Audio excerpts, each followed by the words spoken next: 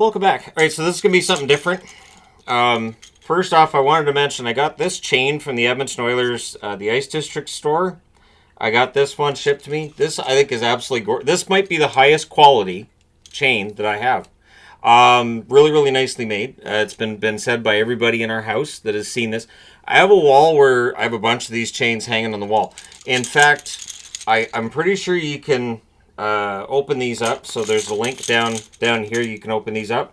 I'm considering putting the chains on the THG Christmas tree this year. I think that might be fun.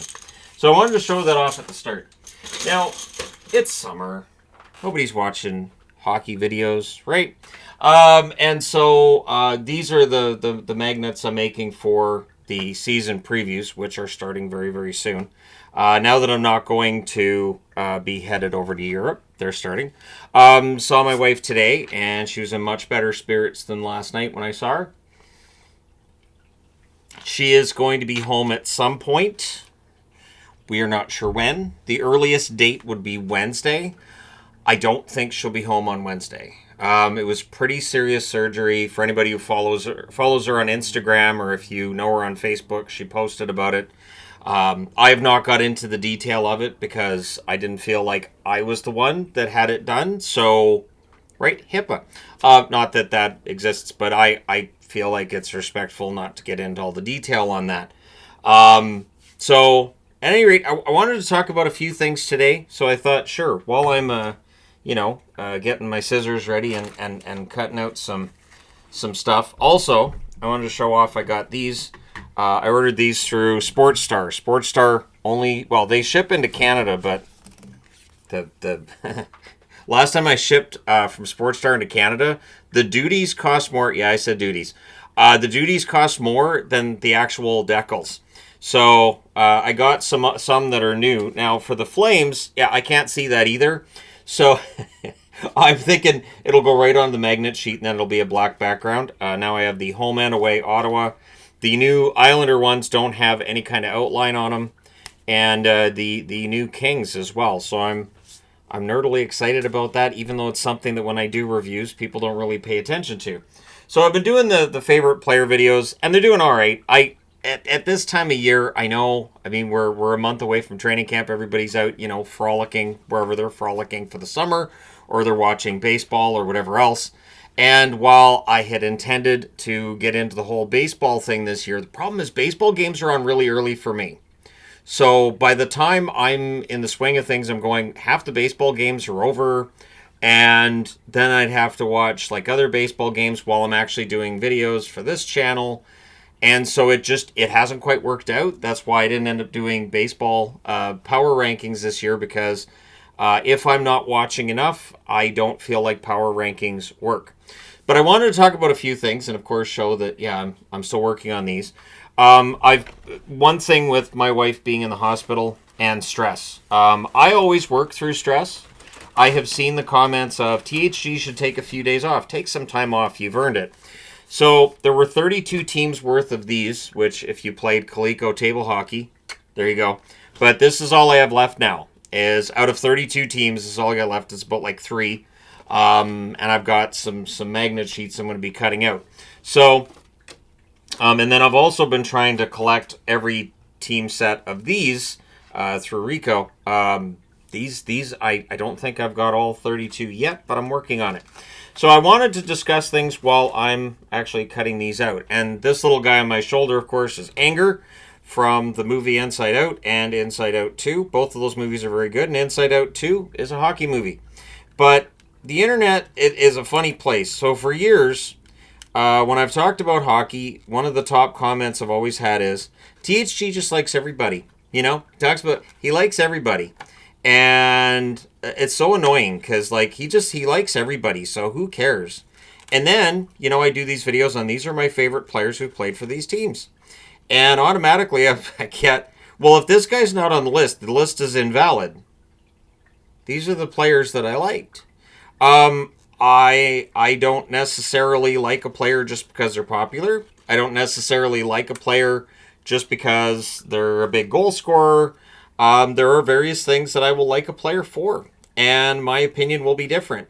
So yes, when I'm doing review videos, when I'm doing power rankings, when I'm, during the season, when I'm talking about players, I'll say I really like this player. Sometimes when I say I like the player, it's that season I think they're playing really well. It might be that I feel like they're, on a really good hot streak and they've got their game together, and so I'm all excited. Some of these teams, now I got all these through eBay. Some of them have names and numbers on the back because I got them for like $5 from the guy, because clearly he made these team sets and he's got them, sitting around. So it was a lot cheaper than the other sets. I think the other sets were like $15 each. So, and I got all 32 teams. So, and I also have the Hartford Whalers. I have the Quebec Nordiques. I have various. In fact, I went through all the ones I do have, went through his other listings, and I ordered a few more for myself. So when you see some of these and you say, well, that's not their current look or their current logo. Yeah, I went with all the cheapest options, and now I'm getting the other ones, but they're not going to be ready for the previews. But I do find it odd, the whole argument of favorites, because we do all have different favorites. And I know this from talking to people over the years, mostly Canuck fans, obviously, before I had a channel. Mostly Canuck fans. And the funny part to me is now every Canuck fan wants to talk about how great Luongo was. I don't know where they were when Luongo was here, but when I was watching hockey and Luongo was on the Canucks, I argued plenty with people who would tell me how much Luongo sucked and he wasn't worth his contract and he was a terrible goaltender and the Canucks were going to regret forever that they'd kept him, and there were other better options out there. And then I'd ask who's a better option? And at any rate, that argument would usually turn into them saying who was a better option and me going, that's not a better option. And then the argument would go from there. And when you work at a menial, crappy job, those arguments can go on for hours, which makes your coworkers really happy. But it's always fascinating to me how that statement is out there of, well, he likes everybody.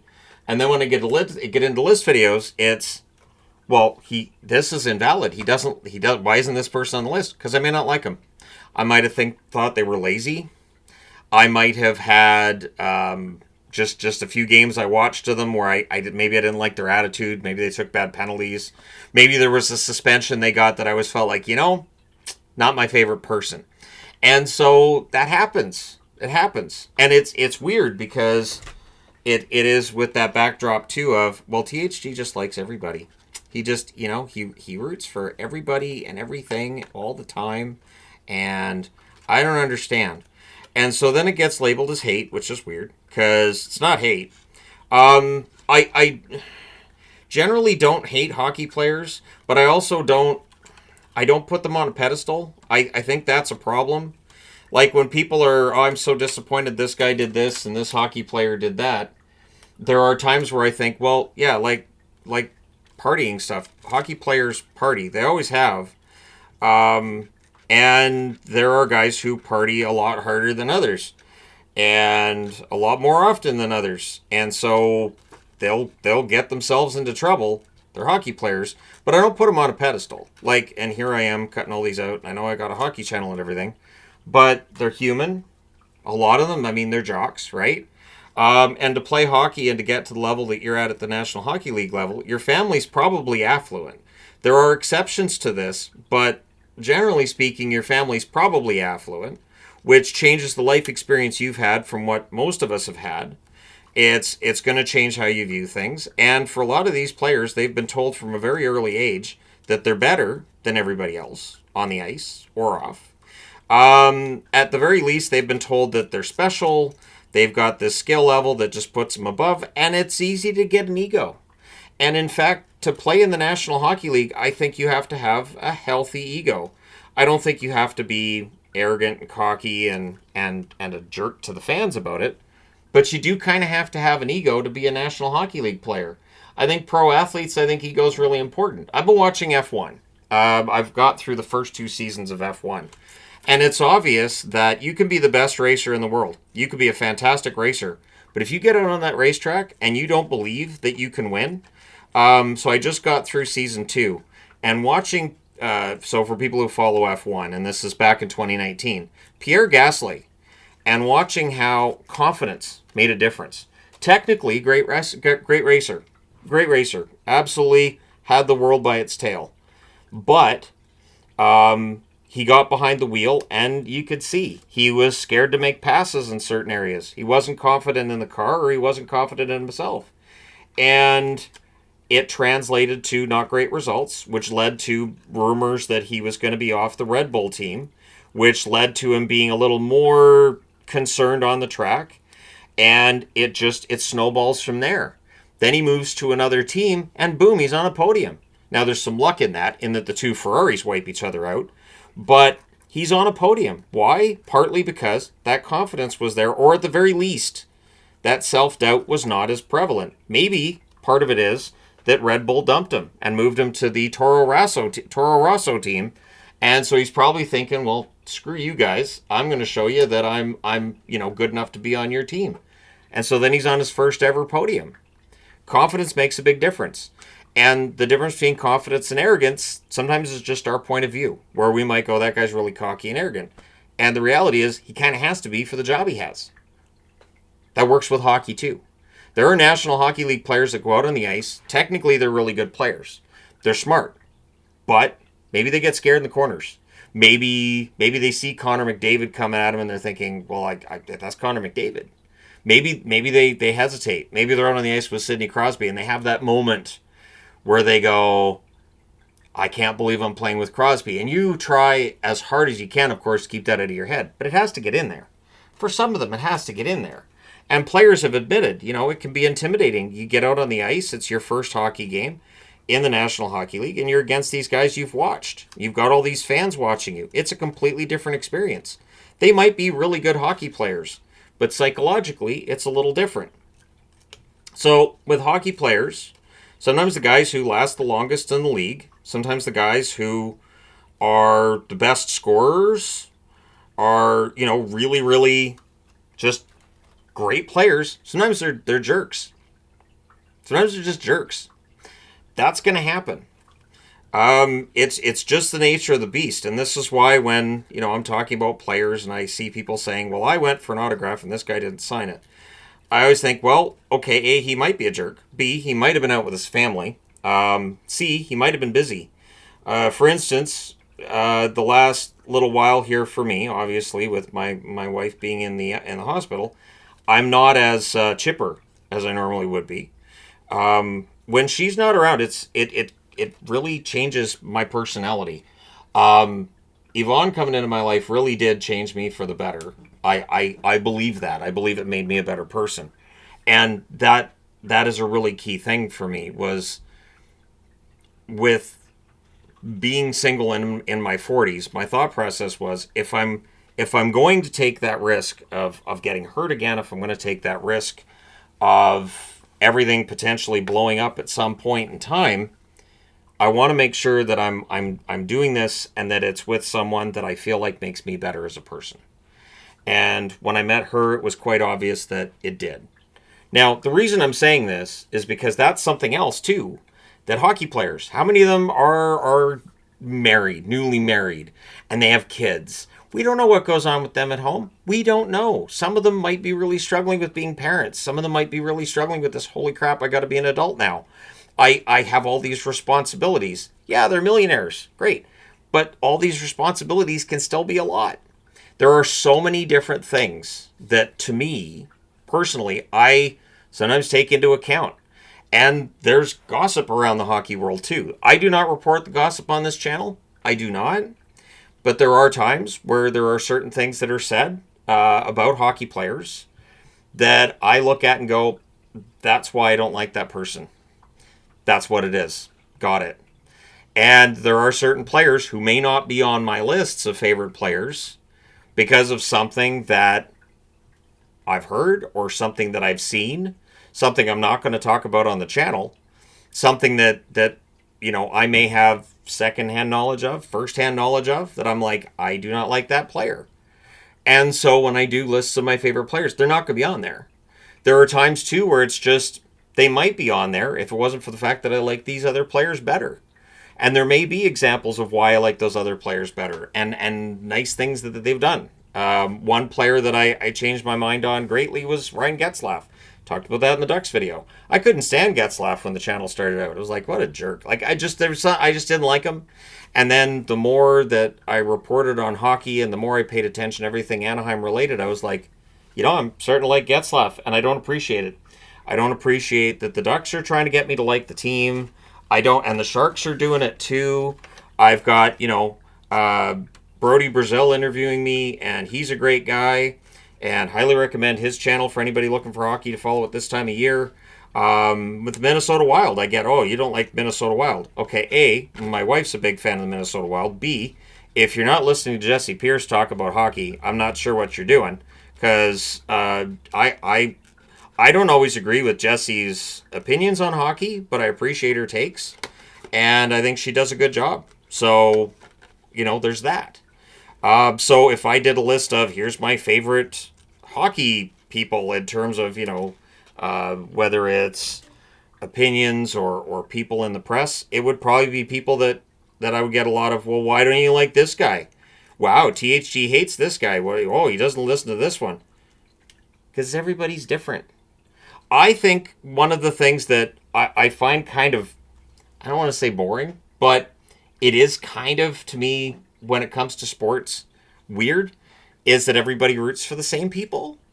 The same people are always the most popular, and it's always the big goal scorers in hockey and baseball. It's always the big home run hitter, the guy who can throw a 100-mile-an-hour fastball and strike guys out. And that's the most popular. And I've always kind of rebelled against that. So when people ask me, who was your favorite Blue Jay back in the day when they were really good? Jimmy Key. Jimmy Key was my favorite Blue Jay because he was a really good pitcher. He was consistent. He was never the best pitcher in baseball, but he was good. I really rooted for the Atlanta Braves because I loved their pitching staff. I thought their pitching staff was fantastic. I don't think I've ever seen a pitching staff since then that could go anywhere near what the Atlanta Braves were able to put on the field. The funny part is, as a team, I didn't necessarily root for the Braves. But those pitchers, absolutely. Glavine, Maddox, Smoltz. The way Smoltz went from being one of the best starters in the game to being an excellent closer, I absolutely loved that. I thought that was great for him. And so my opinions of who my favorite players are or aren't, there's a lot to it.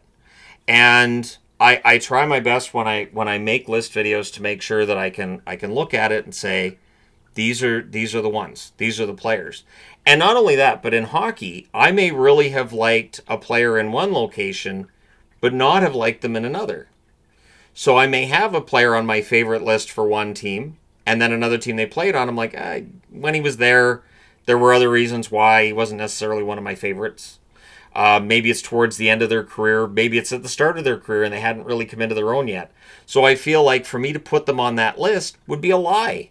Because at the time they played there, I wasn't really rooting for them as much, or I wasn't following them as much.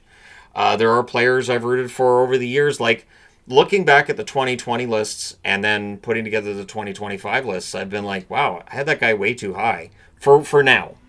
For back then, sure. But for now, I wouldn't have that player that high. That's where the recency bias comes in as well. And we talk about that. And, while I'm on the hockey topic, why aren't points just points? So I talked about Jake Sanderson yesterday because people want to keep bringing up Jake. So I'm like, fine, I'll bring up Jake, no problem. I like Jake Sanderson, contrary to popular belief. But the idea that, more than half of his points were on the power play. So if Ottawa doesn't get as many power plays, he won't get as many points. Sure, that makes some sense. However, points to me are points. I've always found it weird to discredit a player because they score on the power play. They still get points. They're still getting goals. To me, it's just as important. If a team wins 3-1 and all three of their goals are scored on the power play, you don't see people saying after the game, well, it's a shame, They won the game 3-1, but they were all power play goals. So we know, by virtue, they actually lost the game because those goals don't really count. So since that other team had a 5-on-5 goal and they didn't, they were a minus for the night, which is one of the weirdest things. It's one of the reasons why plus minus is just kick it right out the door. I don't like plus minus. Like, if you score a shorthanded goal, that counts for a plus minus, but a power play goal doesn't. Who decided that? Like, it's one of those weird oddities with it, where it's like, okay, I guess I understand, but why? Like, it means that a guy who gets a lot of points on the power play, People will, and this is something with Sanderson they brought up. Yeah, but look at his plus minus. It means he sucks 5-on-5. But if you look at the goals scored when he's on the ice compared to the goals that are scored against when he's on the ice, it kind of evens out, doesn't it? It's so weird. It's so bizarre and puzzling to me. And then, when I'm doing the lists, and I'm so glad the best of lists are done for the year. Because when I do the lists of goaltenders, defensemen, and forwards, and I know I have to do those because during the summer, people generally don't click on hockey videos. I don't expect anybody to click on this. So I'm talking like I don't expect anybody to watch this. Who's going to watch this? But during the summer, those lists work. They always get attention. For instance, talking to my new YouTube rep there a couple weeks ago, and she was talking to me about off-season content, and she suggested I do rumors. She suggested I do speculation. She's like, well, if you want to get views, you should do speculation and rumors. And I said, nah, I don't. I generally stay away from speculation and rumors. I know it would get views. I know it would make me more money, but it doesn't feel right. Right now I'm watching as a lot of these hockey pages that are listed all over Google, they're just making crap up. I saw one today. If this team gets off to a slow start and if their goaltending isn't good enough, would they go and get this goaltender from this city? And I'm thinking, sure. Why not? What are you talking about? Like, you're saying if this team gets off to a slow start, so you're with an assumption. If the goaltending isn't good enough, which is another assumption, would they go and get this goaltender from this team, and that goaltender is not available? You've now got 3 assumptions, and there'd have to be more in the article to make it work. I'm not going to do it. I'm not. Like, I've done talk about, certain trade candidates. I definitely talk about, like pending unrestricted free agents, because we know they get moved. We know they get moved. And I always see, when I talk about pending unrestricted free agents, I always see people saying, well, this guy's never going anywhere. I don't know why you'd even talk about it.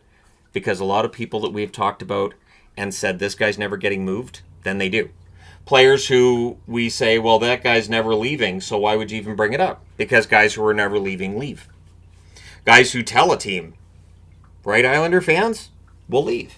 And I don't begrudge players for leaving. I don't begrudge players for looking out for themselves when their careers are as short as they are compared to your lifespan. And your earning potential is limited. For a lot of players, I mean, we always focus on like the big money guys. But for third liners, fourth liners, and for bottom 2 defensemen, your time to earn money is short. And the ability that teams have to replace you, it's there, right? You know that you are, like 5 or 6 bad games away from being done. Connor McDavid could have, a bad season? Like, if Connor McDavid had a season where he scored 60 points, we would complain about it, and people would be like, I can't believe McDavid had scored 60 points this year, and what's wrong with McDavid? But we know he's still got a job next year. Third or fourth liner has a bad year, struggles to score for a month, and he's probably on waivers, he's probably done. And that's why those guys end up on my favorites lists. The guys who fight through and they stay in the NHL. I think those are the ones that people should look up to a little bit more than they do. I think that's why I like shorter players, being a shorter guy myself. Those short players that go out there and prove they belong, they have to prove it every single game.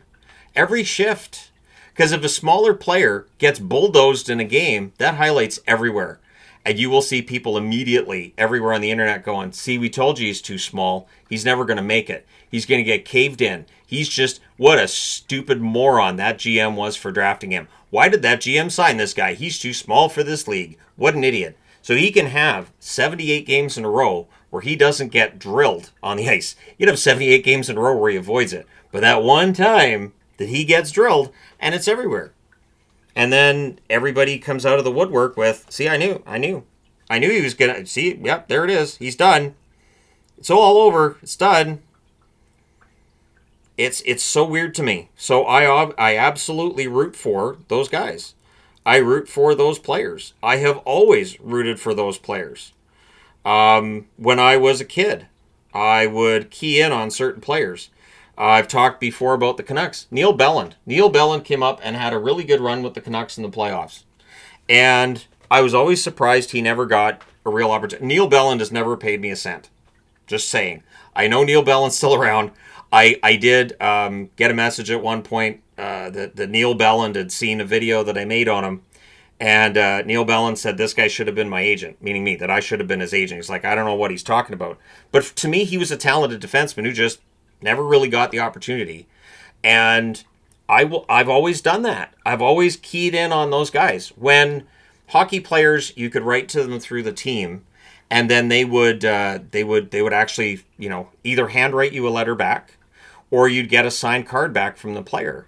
And I would always pick the third liners. I didn't have signed cards from Trevor Linden.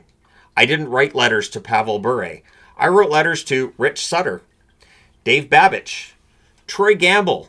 Like, these are the guys I was writing to. And Troy Gamble I wrote because he had gone through so many injuries. And I was like, dude, you just keep with it. You're a very good young goaltender. And I hope at some point you're healthy and good to go. I think you got a really bright future. And so that's where that comes from. And that's still a big part of how I view the game.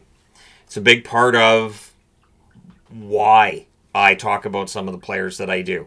Why I've got a Josh Levo jersey. Why I'm still, like, when Josh Levo gets released from his KHL contract last week, I was like, cool, I hope the Canucks get him back. That'd be great. Even if he just ends up playing in Abbotsford. Love Josh Levo. I have no problem with Josh Levo. And so when I see people saying, well, that player's useless. Okay, cool. I do not share that opinion. And I think sometimes that's where maybe I'm built different. That somebody will have an opinion and I'll go, okay, that's your opinion. Cool. My opinion's just different. And I can leave it at that. I can just say their opinion's different. Like, so if somebody else had a list of top 20 favorite players, and people have done this in my list of favorite players, where this is my favorites. And I look at them. I do. I look at your lists. And I go, that's cool. That's a different list. Cool. I don't get mad.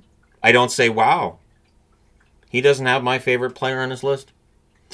That list is invalid. That list is incorrect because my favorite isn't on it.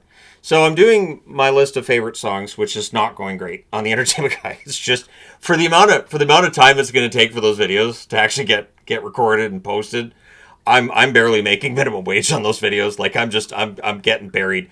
But I've started it, so I'll finish it. I don't know how long it'll take, but I will finish it. But when I get into the top songs, I know people are going to complain. Why would that be your favorite song? Because it's my favorite song. Why would this be in your top 50? Because it's in my top 50. Because I really like the song. And it is weird to me when people on the internet get mad about someone else's opinion about what they like.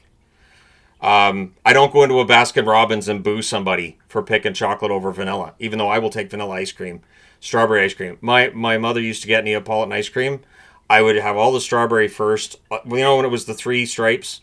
Now it's more mixed up in a lot of them. But I would have the strawberry stripe first, and then the vanilla stripe, and then I would finish with the chocolate. Because for whatever reason, I'm not a huge fan of chocolate ice cream. I don't know. I like chocolate, just not chocolate ice cream for whatever reason.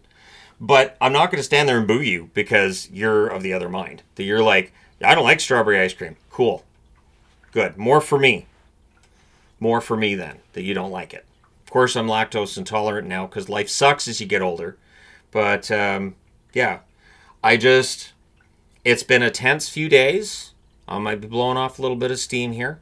I'm intending to do a live stream tonight, too, for anybody who wants to come out to that. So, that's my plan. Yvonne's kind of happy about that because that means she can watch the live stream. I did go and see her in the hospital today already, so she can watch the live stream. And I'm wearing my John Cena hat for full transparency. I think that every time I put the hat on for like the list videos for the jersey countdown, and I never say it. I at least almost never say it, and I'm supposed to because it's John Cena. You can't see me.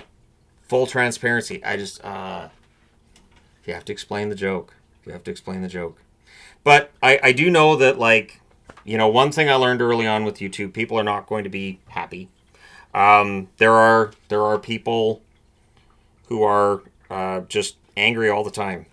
And I've talked, like, I think my favorite part is when I'm having some sort of a debate with somebody on the internet, and they're just really, really angry They're just really angry and they're cursing and swearing and they're just you this and you that, at me.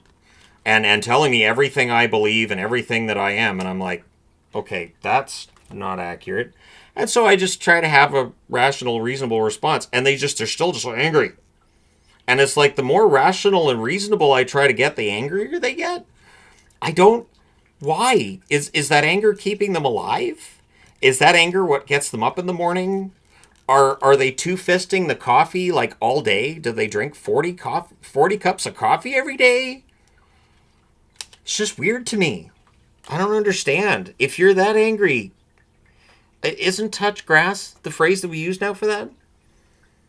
Shouldn't that be the time that you go, okay, that's enough internet for me today? Yeah, but enough of that crap. So, and one thing about going on vacation, and one thing that, I had to talk to Yvonne about today, is that, our 1 week that we have together every year, that it's just us. Normally we go on two-week holidays. We have 1 week where it's just us, and then 1 week where we take the kids on a trip. The week where we take the kids on the trip is a week where we're taking the kids on the trip. It's a vacation, but it's not a break. If you're a parent, you know what I'm talking about. Vacations are not necessarily breaks. But when it's just Yvonne and I, it's a vacation and a break. So our kids get to experience, a vacation every year that we hope will last a lifetime for them and they will always remember. And I do that because as a kid, I never got to go on those kinds of vacations. My family didn't have that kind of money. We didn't have any money, to be honest. We would go to Minter Gardens. We would go to when, before it was Dino Park, when it was actually the Flintstones park in Chilliwack, we'd go to that. And I'd get like a trip to Flintstones Park, a couple of trips to Minter Gardens. And if you're from Chilliwack, you know how exciting that is. And again, I'm not saying that in a disparaging manner because my parents didn't have money. We were poor. And so vacations weren't an option. But if I can provide that, I will. And so I've had to kind of, discuss with Yvonne how it's sad that we're not going on our vacation this year. We're not getting that break. But that her health is more important than anything else. And we'll just have to find time. So I'm still pre-recording. I'm going to continue pre-recording the favorite videos, even though they're not performing great, but nothing does in August. Nobody's going to watch this. And I'm also still pre-recording the jersey videos. So if I miss a day here or there, it doesn't matter because I'm 8 days ahead. So I can miss a day or two, right? And then that way, too, I get the list done and everything's all done. And then I can do other videos at the same time. So when I start doing the season previews, for instance. So life is short is the lesson from this week. Life is precious. And if you're one of those people who sits at the keyboard and is all angry all the time, keyboard being if you're on a laptop, and if you're, angry and angrily grabbing your phone all the time, basically if you need, like I do, which is one of these cases that will not break, because I tend to drop my phone often enough that I need one of those cases that's basically military grade. But if your case is military grade, not because you're clumsy, but because you throw your phone regularly, because people on the internet have a different opinion, take a break. It's not worth it. It's not worth having a stress heart attack because you're angry at what somebody said on the internet about Connor McDavid. Or because somebody actually likes Mitch Marner. How dare they? How dare they? Mitch Marner. He sucks. His 102 points don't matter. Oh, one other thing. Regular season points are points too. I've often seen, and I seem to be seeing this more and more now, I don't care about this guy's points because they're only during the regular season. I hate to break it to these people, but regular season points count. The NHL keeps track of them. And the Hockey Hall of Fame regularly puts guys into the Hall of Fame who were very good in the regular season and weren't very good in the playoffs. There are guys in the Hall of Fame that were actually terrible in the playoffs. So that is the thing. It does happen. And it doesn't diminish that player's career that they had poor playoff stats. It is obviously more important to score in the playoffs, but the regular season still counts. It still matters. You can't make it to the playoffs if you don't have a good team in the regular season. You just can't. And before you mention teams that make the playoffs, that team shouldn't have made the playoffs, but they did. We are now in a league where half the teams miss the playoffs. I grew up with like this Maple Leafs team here. 16 teams out of 21 make the playoffs. And in the 80s, these Maple Leafs had bad teams, and they would still win in the first round. They were awful, but they were good in the playoffs. It was so weird. It was like you'd see Toronto in that first round, and they'd have like 60-point season or whatever it was. And then in the first round, suddenly they were a really good team in the playoffs. So, just saying, it is a bizarre game. It's a bizarre league. It is part of the reason I love the National Hockey League. But bad teams do not make the playoffs anymore. And like I said, even back when bad teams did, sometimes they won in the playoffs. It's just reality. The Canucks team that went to the final in '82 did not have a good regular season record. They weren't even a .500 team. And so it is one of those things that stands out to me now, and it's because I'm old. But I do think that sometimes we're spoiled as fans, that there are so many darn good players. Like every time I see the comment of, well, there isn't enough skill to go around the league now. Oh, you didn't watch hockey back in the 90s. When we went from 21 teams to 30, there were nights that you could see that some of those guys didn't belong in the National Hockey League. And if I had a channel back then, it would have been hard for me not to mention it. But I don't see guys now that shouldn't be in the league at all. There are players who are better than others. Absolutely. Yep. There are some that are really good, and there are some that may not be as good. But if you're a bad hockey player, you generally don't make it into the NHL. That's not going to fit any of those. I have to use the numbers on there. So at any rate, 36 minutes. I want to cut it off here. That's enough rambling. That's enough of that for now. Enough foolishness from the Hockey Guy for today. Thank you guys so much for listening. It has been a really tough few days for me. It absolutely has. I'm not sleeping very well. I really do. I like my wife. I know that there are people who follow the channel that may not be a huge fan of hers, which is fine. Doesn't offend me. I don't get angry about it. But that woman saved me from myself and saved me from the angry little man I was and turned me into the little hockey guy that I am now. And between her and the cats that I had when I met her kept me sane. The very things that it's easy to pick on people for. It's like when people on the internet are like, oh, he's not a real man about me. And I'm thinking, I don't really care what other people think. I got this woman here that likes me a lot. I've got this fantastic life and a family, and I've got, it doesn't matter to me if people want to call me whatever. Okay. I'm happy. And that's weird for me because I have not been happy very often in my life. And if being a loser to them means I have a happier life, then okay, I'm all right with that. Okay, thank you guys so much for watching. The jersey I'm wearing is actually the one that has my name on the back that moderators got me many years ago, and I was moved to tears when they got this for me. That was insane. A tragic experience which led to the meetups I have today. So if you've enjoyed the meetups we have now, they were inspired in part by the Humboldt tragedy, where I decided I really want to help build a community, and I want to, just help hockey. And if this channel helps hockey at all, great. If you believe it helps hockey, cool. And if you believe it has no impact on hockey at all, cool. Difference of opinion. That's it. All right. Thanks for your attention. Thanks for your time. That being said, I'm done for now. If anybody has any suggestions for anything you'd like to see me include on my board for, what do you want? For the previews, I almost picked up a cat. Azrael being a bug.